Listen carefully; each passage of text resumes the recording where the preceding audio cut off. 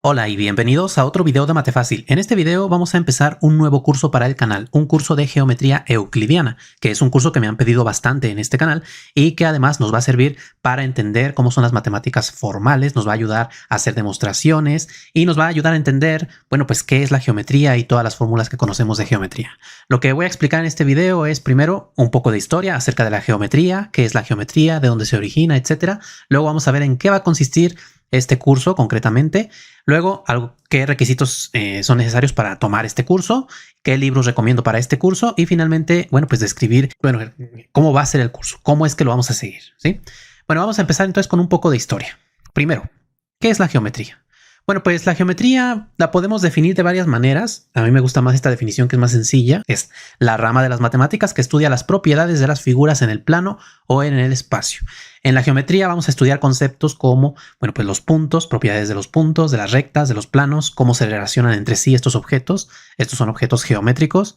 También vamos a ver ángulos, algo muy importante también, cómo se interrelaciona todo esto entre sí. Vamos a ver curvas, superficies, polígonos, poliedros y paralelismo, perpendicularidad, congruencia, que son formas en las cuales se interrelacionan todos estos objetos geométricos, ¿sí? Entonces, con esto queda claro una noción de lo que es la geometría, aunque, bueno, hay que decir que hay diferentes tipos de geometrías, ¿sí? Tenemos la geometría euclidiana, que es la que vamos a estudiar en este curso, pero también tenemos la geometría analítica, que mezcla el álgebra con la geometría para estudiar las propiedades de estas figuras. Que por cierto también tengo en mi canal un curso bastante completo de geometría analítica. Les voy a dejar en la descripción el enlace para que vayan y lo vean. También tenemos la geometría descriptiva, la geometría proyectiva, la geometría diferencial, las geometrías no euclidianas. Entonces hay diferentes tipos de geometrías, ¿sí? En este curso me voy a centrar únicamente en la geometría euclidiana y ya más adelante podría hacer cursos de otros tipos de geometrías. Bueno, entonces, para empezar, ¿dónde se origina la geometría? Bueno, pues lo más antiguo que podemos encontrar acerca de geometría se encuentra en los antiguos egipcios y babilonios, quienes, bueno, pues tenían la necesidad de medir las tierras de cultivo, entre otras cosas, porque, bueno, pues era para que pagaran sus impuestos correctamente de acuerdo al tamaño de la tierra de cultivo que tenían. Además, por ejemplo, en el caso de los egipcios, las tierras de cultivo cambiaban en cada periodo de inundación del Nilo. O sea, el Nilo inundaba unas ciertas tierras que era donde se cultivaba y en el siguiente periodo, esas tierras que se inundaban no eran igual que las anteriores, entonces constantemente tenían que volver a trazar esas tierras de cultivo. Así que era muy necesario saber calcular áreas de diversas figuras, dependiendo de cómo fuera el terreno. Y otra razón muy clara también es que necesitaban calcular áreas y volúmenes para las enormes, majestuosas construcciones que realizaron a lo largo de siglos y siglos. Estamos hablando de dos culturas que duraron miles de años, literalmente miles de años, ¿sí? Entonces, durante esos miles de años desarrollaron muchas herramientas geométricas. Entre otras cosas, conocían, por ejemplo, cómo calcular el área de un cuadrado, un rectángulo, un triángulo, un trapecio.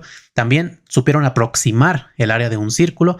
Esto hablando de figuras planas, pero también conocían volúmenes de figuras tridimensionales. Por supuesto, en el caso de los egipcios, el volumen de una pirámide e incluso de un tronco piramidal, que este volumen de aquí es más complicado de obtener sin utilizar herramientas más modernas. O sea, tomemos en cuenta que estas culturas llegaron a todos estos resultados de forma empírica, es decir, mediante la experiencia directa. No obtuvieron estas fórmulas utilizando herramientas matemáticas previas porque no había. O sea, ellos fueron quienes iniciaron con esto. Entonces, llegar al volumen del tronco piramidal, bueno, fue algo increíble para su tiempo y la forma en la que la obtuvieron. Entonces, como dijimos, los métodos con los cuales los egipcios y los babilonios llegaron a sus resultados geométricos fueron empíricos, es decir, mediante la experiencia. Y lo que ellos hacían no era como tal dar una fórmula general para obtener la solución de problemas parecidos entre sí, sino que para cada caso escribían, digamos, una receta, ¿sí?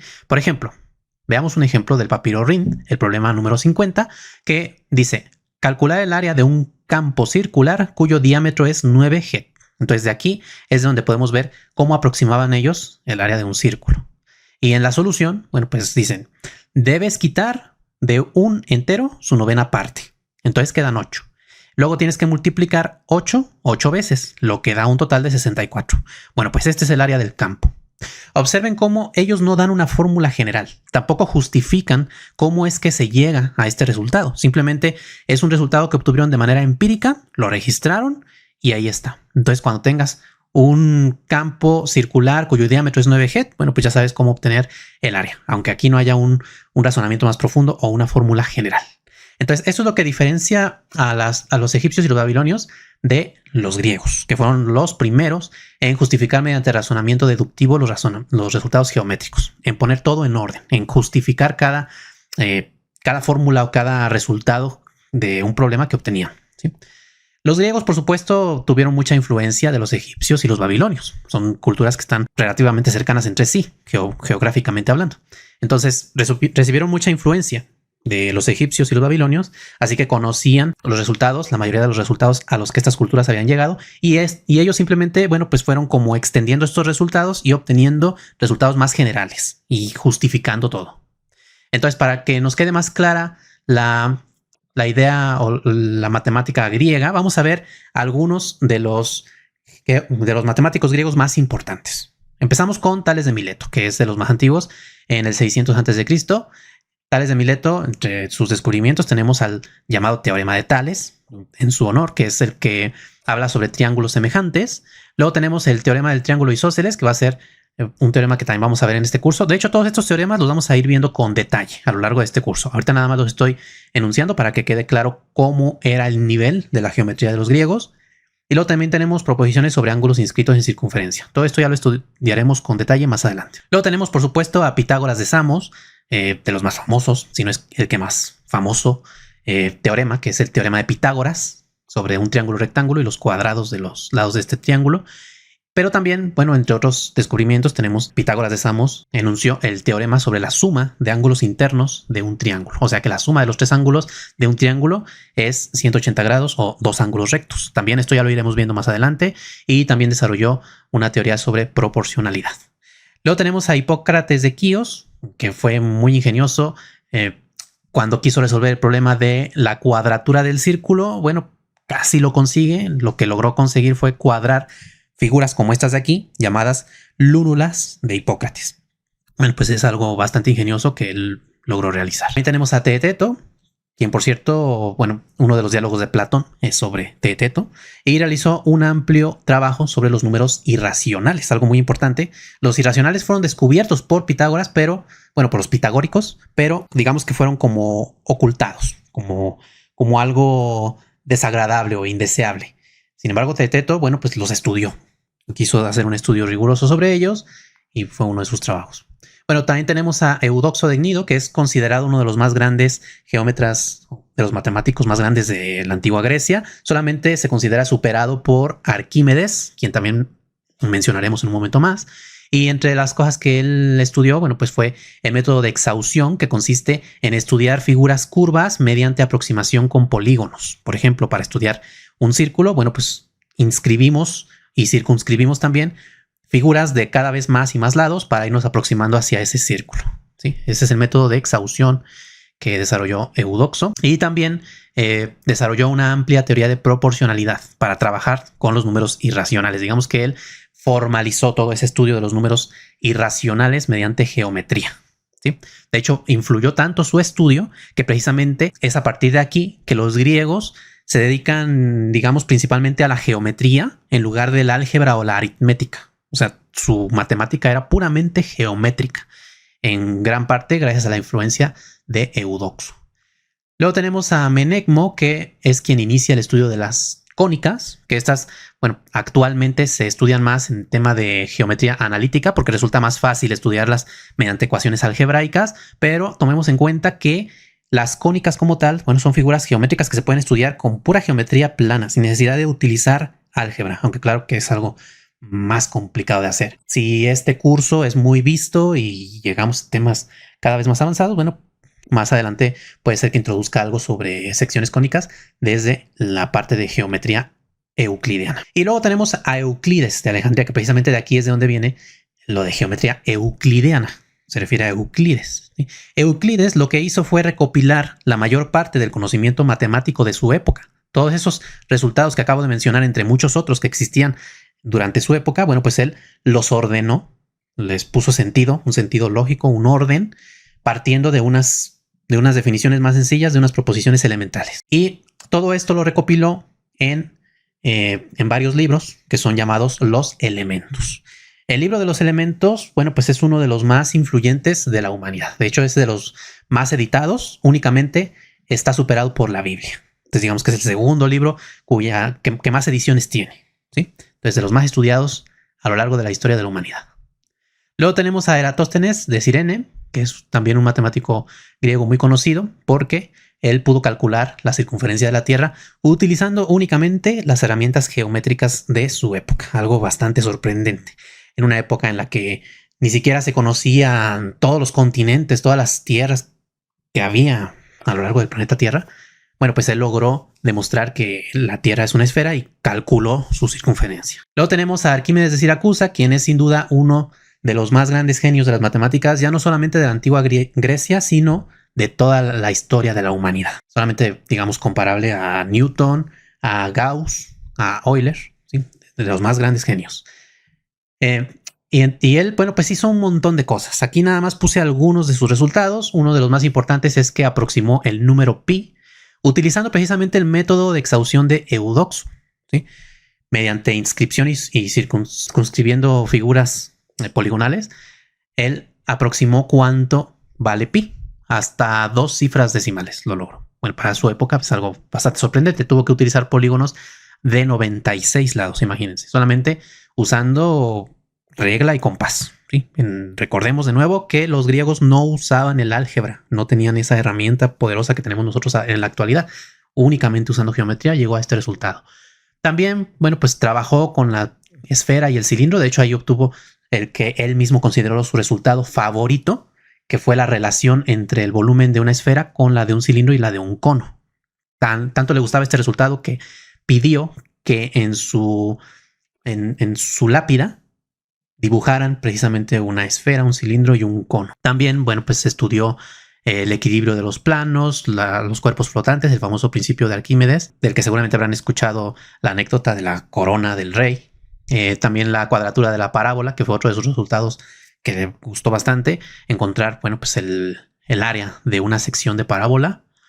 El área de una elipse también la encontró él, entre muchas otras cosas, ¿sí? Hay varios libros sobre Arquímedes. Algunos de ellos están perdidos, pero bueno, pues hay entre los que se conocen, se ha encontrado muchísimo conocimiento matemático. De hecho, se aproximó bastante a la idea del cálculo integral. O sea, imagínense, se aproximó en 2000 años, se adelantó 2000 años a lo que fue el cálculo integral, tanto él como Eudoxo. Bueno, y también tenemos a Apolonio de Perga, que realizó un estudio más completo de las secciones cónicas. Tan completo fue su estudio que, comparado con la actualidad, bueno, pues es muy similar, digamos, con lo que se ha estudiado actualmente con la geometría analítica. Bueno, pues él estudió utilizando únicamente geometría euclideana. También Menelao de Alejandría, bueno, pues es otro que tenemos, de Alejandría, perdón. Él, bueno, pues estudió la geometría esférica, las geodésicas, triángulos esféricos, etcétera. Y también hay un teorema muy famoso que lleva su nombre, el teorema de Menelao, que trata sobre la colinealidad de puntos. Esto ya también ya lo veremos más adelante, pero pues ya mucho más adelante porque es un tema más avanzado. Luego tenemos también a Claudio Ptolomeo, que también estableció un teorema muy importante, él sobre cuadriláteros inscritos en una circunferencia, llamados cuadriláteros cíclicos. Y finalmente, bueno, al último de los grandes matemáticos griegos que podemos mencionar es a Diofanto de Alejandría. Fíjense, ya hacia el 300 después de Cristo. O sea, todo el periodo que hemos estado analizando aquí va desde el 600 antes de Cristo con Tales de Mileto y hasta el 300 después de Cristo con Diofanto de Alejandría. Entonces, como pueden ver, son unos 900 años de desarrollo de matemáticas. 900 años, que se dice pronto, pero es mucho periodo de tiempo. Ya después de Diofanto de Alejandría ya realmente no hay mucho desarrollo matemático. Los romanos no se dedicaban a las matemáticas, ellos preferían más lo que es la conquista, la guerra. Y después de los romanos, bueno, pues el periodo de la época medieval tampoco se avanza mucho. Ya hasta finales de la Edad Media e inicios del Renacimiento es cuando podemos empezar a hablar otra vez de descubrimientos en geometría, especialmente en geometría descriptiva y geometría proyectiva. Pero bueno, Diofanto de Alejandría en realidad no fue tanto un geómetra, sino que él, digamos que se va hacia el camino del álgebra, ¿sí? Estudia teoría de números, crea las ecuaciones diofantinas y por todo esto es considerado el padre del álgebra. Bueno, entonces, ya habiendo visto un poco de historia sobre geometría euclidiana, ahora veamos en qué va a consistir este curso. Bueno, pues lo que vamos a ver a lo largo de este curso es básicamente el contenido de los elementos de Euclides. Lo que voy a hacer yo es irles mostrando primero lo que son los postulados, las definiciones que se van a ir requiriendo, y después vamos a ir viendo en cada video, vamos a ir demostrando las proposiciones que aparecen en el libro de los elementos, ¿sí? Entonces vamos a entender la importancia del razonamiento deductivo, o sea, de partir de unas premisas aceptadas como válidas, que van a ser los axiomas o postulados, y a partir de ahí ir demostrando teoremas. Así que este curso nos va a servir bastante para aprender a demostrar, porque además en este curso es más fácil entender cómo es una demostración precisamente porque podemos dibujar las figuras. Entonces vamos a ir entendiendo todo eso. Vamos también a saber cómo realizar construcciones con regla y compás de varias figuras de una manera exacta, sin necesidad de tener que medir distancia, sino directamente usando regla y compás. Y de hecho, la primera proposición que aparece en el libro de los elementos es cómo construir un triángulo equilátero. Dado un segmento, cómo construir un triángulo que tenga sus tres lados iguales a ese segmento dado. Bueno, pues eso ya lo veremos más adelante. Y bueno, pues vamos a entender también el origen de muchas de las fórmulas de geometría que conocemos hasta ahora. Entonces este curso, como les digo, bueno, pues nos va a ayudar a entender cómo es que se trabaja en matemáticas, porque actualmente en otras áreas de las matemáticas, como puede ser el análisis matemático, el álgebra lineal, bueno, pues se sigue este mismo proceso, dar algunas premisas que se van a aceptar como válidas, que son los axiomas, y a partir de esos axiomas vamos estableciendo unos teoremas y demostrándolos. Todo eso es lo mismo que se hace actualmente en matemáticas, pero se va a entender mucho mejor a partir de la geometría. Bueno, ¿y qué se necesita para llevar este curso? ¿Cuáles son los requisitos? Bueno, pues en realidad yo diría que ningún requisito previo, ¿sí? O sea, es una materia que se puede aprender desde cero. No necesitan saber álgebra, aritmética o geometría, porque de hecho aquí mismo la vamos a ir desarrollando. Pero les va a servir bastante si ya han llevado algún curso antes de lógica matemática o si tienen algunas nociones de lógica. Bueno, pues les va a resultar más fácil entender las demostraciones. Pero aún si no tienen esas bases, aún así van a entender este curso, porque yo voy a ir explicando paso a paso cada demostración, cada construcción. Todo va a quedar bastante claro. Aunque eso sí, bueno, el curso digamos que va dirigido a estudiantes de universidad y preparatoria.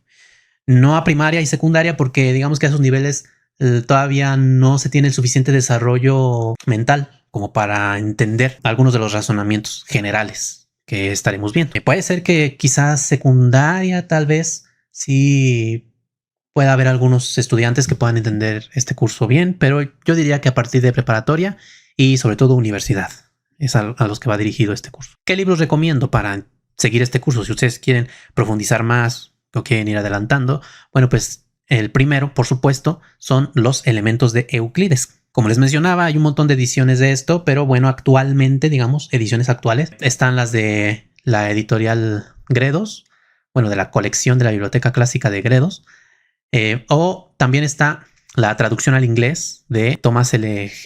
Head, ¿sí? Que fue un gran estudioso precisamente de los antiguos griegos. De hecho, de él pueden encontrar traducciones al inglés de varias obras de matemáticas griegas. Entonces, estos son los libros que les recomiendo. Este de aquí, bueno, pues está en español, lo van a entender bastante bien. Este de acá está en inglés, pero profundiza mucho más y explica bastante más cómo es que se hizo la traducción, cómo es que hay que entender ciertas palabras del griego traducidas al inglés. Como saben ustedes, cuando se traduce de un idioma a otro, se suele perder cierto significado. Entonces, todo eso lo va explicando él a lo largo del libro. Es algo sorprendente, toda la explicación que él da de los elementos. Otro libro que les recomiendo es el de Desarrollo Conceptual de la Geometría, de Armando Sepúlveda, quien por cierto fue uno de mis profesores de la universidad. Es este de aquí. Y bueno, aquí empieza él explicando una historia de lo que es la geometría, de los primeros descubrimientos en geometría de los antiguos griegos. Todo esto que resumí aquí, bueno, pues él lo detalla mucho más. Y ahí pueden ver, pues, digamos, un resumen de varios resultados de geometría euclidiana y demás. También aquí trata de geometría no euclidiana, pero de una manera fácil de entender. También otro que es Geometría Plana de René Benítez. Este es como nivel más de preparatoria, pero es bastante bueno para empezar con geometría. De hecho, va en orden. Empieza igual que los elementos, primero dando unos postulados, unas definiciones, y luego ya empieza a demostrar algunos teoremas.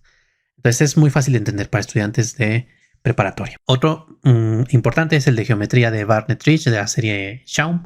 Como ustedes saben, bueno, pues estos libros de la serie Schaum lo que tienen de especial es que tienen una lista enorme de ejercicios. Entonces de aquí pueden sacar bastantes ejercicios de geometría. Yo de aquí iré sacando varios ejercicios para irlos resolviendo en videos. El de geometría y trigonometría de Baldor también es parecido al de Schaum. O sea, son libros fáciles de entender como para nivel preparatoria y con un montón de ejercicios. Entonces también este es recomendable para que tomen ejercicios para practicar. Y luego ya un libro más avanzado, el de geometría moderna de Edwin Moyse. Este también es muy bueno, pero ya es un poquillo más avanzado. Digamos que ya es para universidad. Igual que el de estudio de las geometrías de Howard Ives, que es todavía más avanzado que el de Moyse. De hecho, este son 2 tomos. Hay 2 tomos de este. Trata de el estudio de la geometría a un nivel muy profundo y el de fundamentos de geometría de Coxeter. Entonces, estos 3 últimos ya son nivel universitario, ¿sí? Y profundizan bastante más. Si les gusta mucho lo que es la geometría en general, geometría, incluyendo la geometría no euclidiana, geometría proyectiva y todas esas, bueno, pues estos 3 libros son muy recomendables para esos temas.